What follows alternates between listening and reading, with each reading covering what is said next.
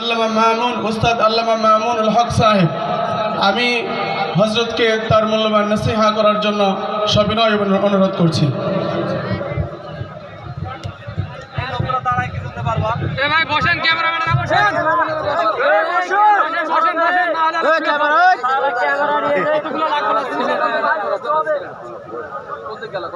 আসসালামু আলাইকুম ওয়া রাহমাতুল্লাহ। ওয়া আলাইকুম আসসালাম। আলহামদুলিল্লাহ নাহমাদুহু ওয়া নাস্তাঈনুহু ওয়া নাস্তাগফিরুহু ওয়া নু'মিনু বিহি ওয়া নাতাওয়াক্কালু আলাইহি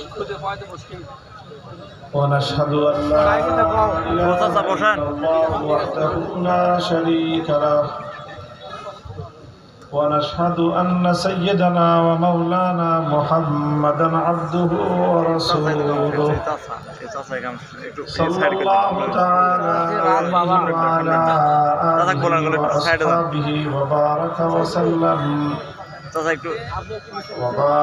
وسلم تسليما كثيرا.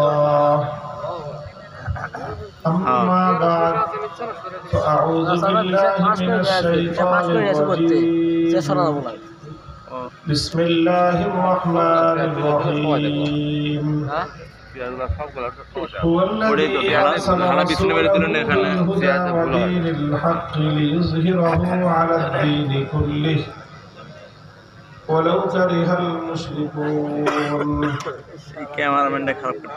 وقال رسول الله صلى الله عليه وسلم لقد تركتكم على ملة بيضاء ليلها ونهارها سواء بارك الله لنا ولكم في القرآن العظيم ونفعنا وإياكم بالآيات والذكر الحكيم. اللهم صل على محمد وعلى آل محمد كما صليت على إبراهيم وعلى آل إبراهيم إنك حميد مجيد. اللهم بارك على محمد وعلى آل محمد كما باركت على إبراهيم وعلى آل إبراهيم إنك حميد مجيد. সিরাতে মুস্তাকিম পরিষদের উদ্যোগে আয়োজিত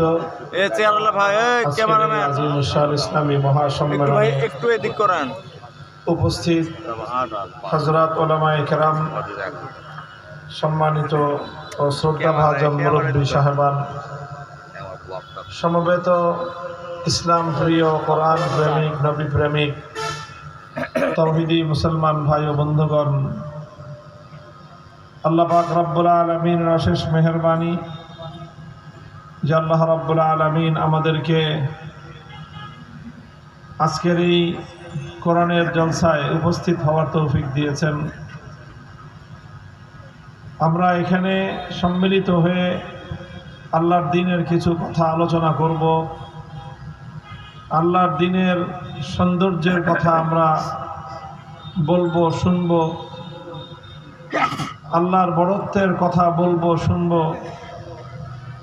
এরকম এক মুবারক জলসায় আল্লাহ আমাদেরকে উপস্থিত হওয়ার তৌফিক দান করেছেন। এটা রব্বে কারীমের বড়ই মেহেরবানি আমাদের উপর। আমরা আল্লাহ পাক রব্বুল আলামিনের শুকরগুজারি আদায় করি, আলহামদুলিল্লাহ। মুহতারাম হাজিরিন, আল্লাহ পাক রব্বুল আলামিন আমাদের উপর মেহেরবানি করেছেন, রহম করেছেন, করুণা করেছেন যে তিনি আমাদেরকে ইসলামের মতো এইরকম এক সুমহান ধর্ম, সুমহান আদর্শ এবং পূর্ণাঙ্গ একটা জীবন ব্যবস্থা আল্লাহ আমাদেরকে দান করেছেন। ইসলাম হলো একটা পূর্ণাঙ্গ জীবন ব্যবস্থার নাম, যেই ব্যবস্থায় মানুষের দুনিয়া এবং আখিরাত, ইহকাল এবং পরকালের সকল সমস্যার সমাধান দেওয়া হয়েছে। মানুষের দুনিয়া এবং আখিরাতের মুক্তি এবং নাজাতের ব্যবস্থা করা হয়েছে এবং এরকম একমাত্র ব্যবস্থার নাম হলো ইসলাম। দুর্ভাগ্যজনকভাবে ইসলামের শত্রুরা, মুসলমানদের শত্রুরা, তারা নিজেরা যতটুকু ইসলাম বুঝেছে, মুসলমানরা যেন সত্যিকার ইসলামটা বুঝতে না পারে, মুসলমানরা যেন সত্যিকার ইসলামের সৌন্দর্য উপলব্ধি করতে না পারে, এর জন্য যত ধরনের ষড়যন্ত্র, যত ধরনের কৌশল এই সব ইসলামের দুশমন এবং ইসলামের শত্রুরা অবলম্বন করেছে। আমাদের মুসলমানদের দায়িত্ব এবং কর্তব্য হলো যে আমরা সর্বপ্রথম ইসলামটাকে অন্তত বুঝবার চেষ্টা করব, ইসলামকে শিখবার চেষ্টা করব, ইসলামকে জানবার চেষ্টা করব। আমরা সবাই প্রস্তুত আছি তো ইনশাল্লাহ? ইনশাআল্লাহ।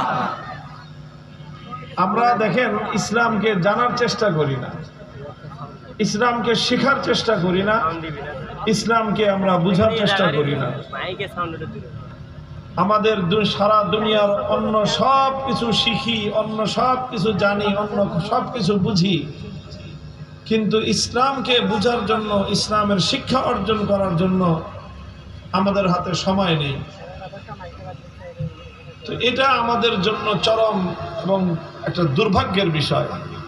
আল্লাহ পাক রব্বুল আলামিন এই অভিশাপের থেকে উম্মতে মুসলিমাকে আল্লাহ পাক রব্বুল আলামিন মুক্তি দান করেন, আমিন।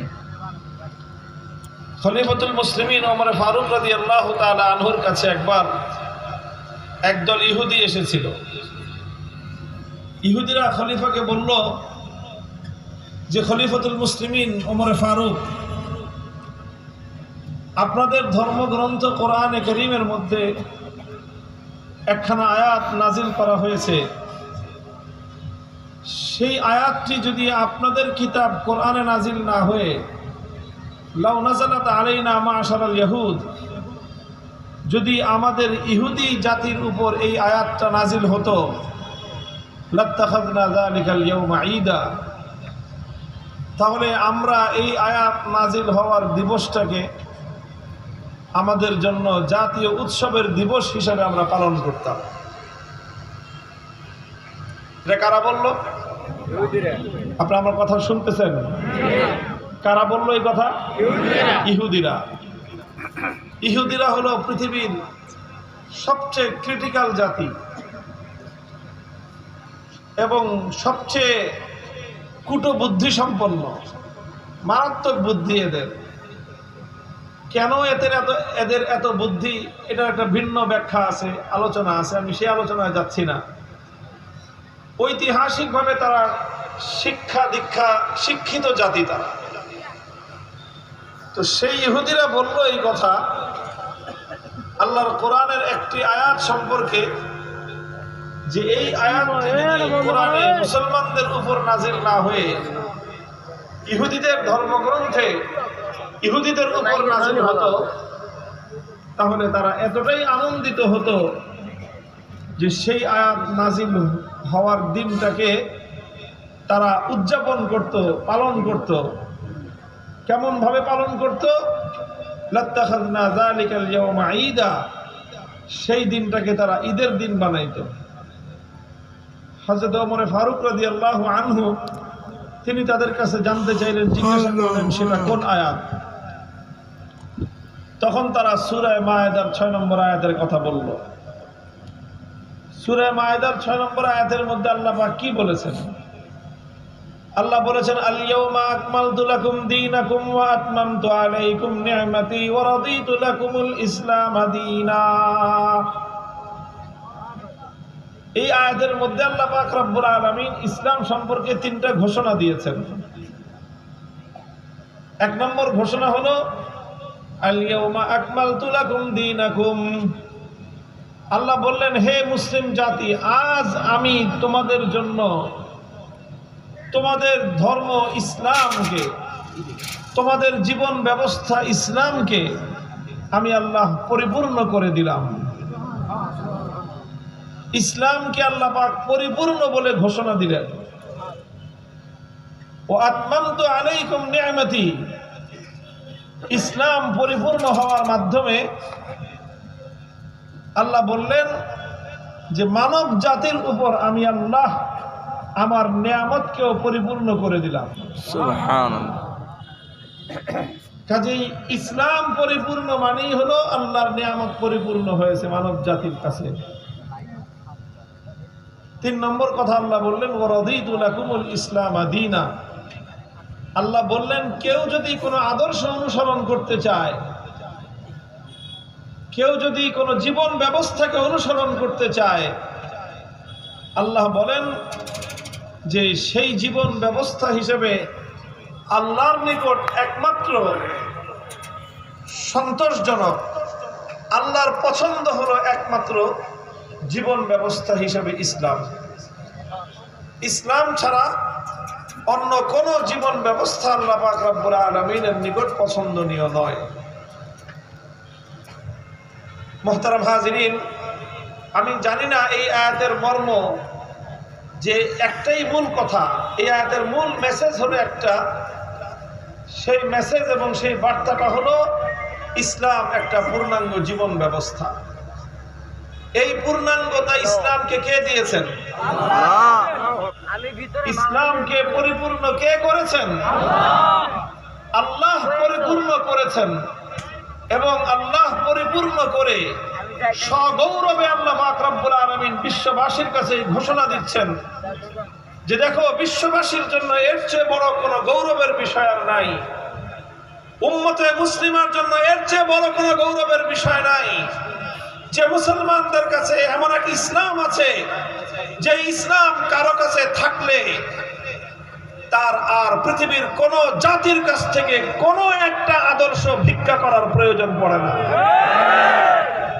কোন জাতির কাছ থেকে কোন আদর্শ, কোন জীবন দর্শনের জন্য হাত পাতা মুসলমানদের জন্য শোভা পায় না। যেমন নাকি একজন কোটিপতি মানুষের জন্য একজন ভিখারির কাছে ভিক্ষা চাওয়া যেরকম শোভা পায় না, পৃথিবীর মুসলিম জাতির জন্য অন্য কোন জাতির কাছ থেকে কোন আদর্শ ধার করা, কোন আদর্শ হাওলাত করা, এটা কোটিপতি রাস্তার ভিখারির কাছে ভিক্ষা চাওয়ার নামান্তর। আল-ইয়াওমা আকমালতু লাকুম দীনাকুম ওয়া আতমামতু আলাইকুম নি'মাতি ওয়া রাদিতু লাকুমুল ইসলাম দীনা। এই জন্য ইসলাম একটা পরিপূর্ণ ব্যবস্থার নাম। মুহতারাম হাজিরিন, পরিপূর্ণতার কি অর্থ? পরিপূর্ণতার অর্থ হলো যে একজন মানুষের জীবন যাপন করতে হলে যা কিছুর দরকার, এই সবটাই ইসলামের মধ্যে আছে। সবটাই ইসলামের মধ্যে আছে। ইসলামের মধ্যে মানুষের বিশ্বাসের কথা আছে, যে কোনটা বিশ্বাস করতে হবে, কোনটাকে অবিশ্বাস করতে হবে, সেই বিশ্বাসের কথা, আকীদার কথা ইসলামের মধ্যে আছে। মানুষের জীবন সুন্দর হওয়ার জন্য মানুষের জীবনে কিছু ইবাদত বন্দেগীর প্রয়োজন হয়।